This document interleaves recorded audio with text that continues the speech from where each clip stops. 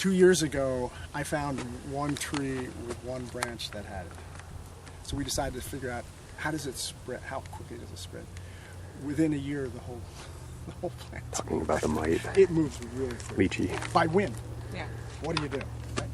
So anyway, so here's symptoms here, right? Right. Almost like a galling. Yeah. No, I guess not. Just a deformation. Yeah, and here's Okay. super active, right?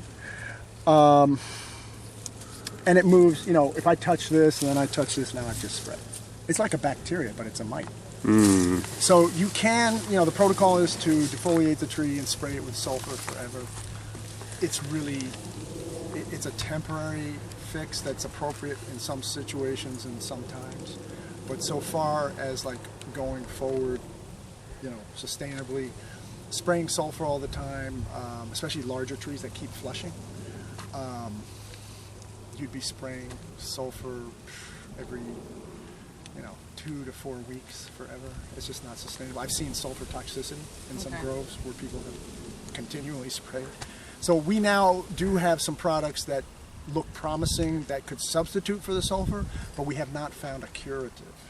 So we've only found another preventative, which is an alternative to sulfur. Yeah, so you could theoretically switch between a few. And And things that would be, you know, maybe helpful. So we'll see, but we're again looking for cultural things that may help. One is again controlling when the trees flush. So if the trees continually flush, that's a problem. If they stop flushing, then they're not going to be infested. The new, you know, the it growth. seems like Hawaii has put a lot of effort into pruning at a certain time, and then that helps the tree flower At a certain time. Yeah, and they have the mites, but it doesn't seem to be Devastating. Yeah. And that's what's happening here.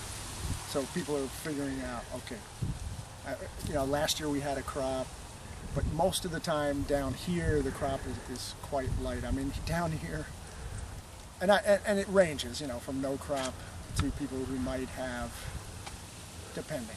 They may even have, you know, 200 pounds or 300 pounds on a tree. That's very rare.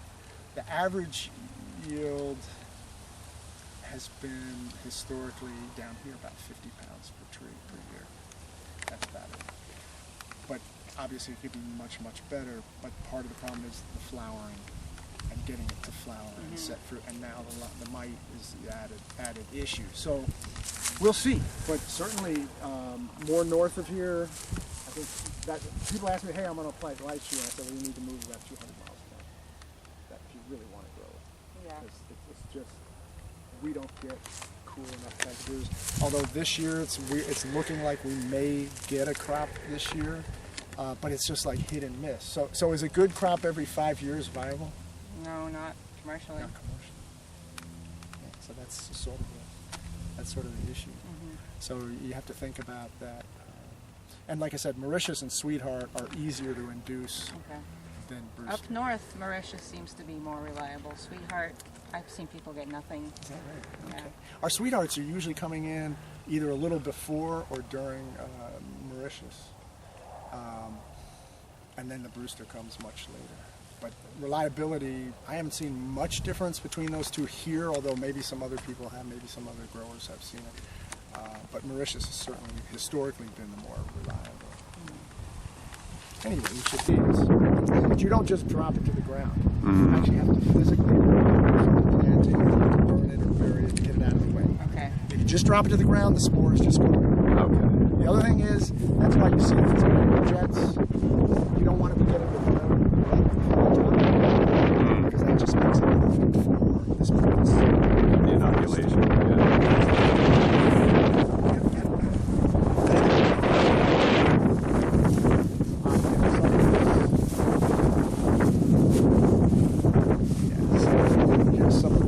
There's a number of different fungi that attack it, but you can see how nasty it is. So we're going to be coming in now, this winter, as soon as we get back from the holiday, and pruning these to get rid of as much of the we call it the inoculum, as possible. And then I'm going to be planting some more varieties. And then our plant breeder is actually starting a breeding program on this. There's some incompatibility problems, again, with flowering and selfing, right? So if you don't grow the right variety, you have to come out and hand pollinate Okay. during the night. Yeah. Yeah. Right. So we're trying to avoid that, but also looking at disease resistance. So I mean, it's nothing fancy, but this planting has been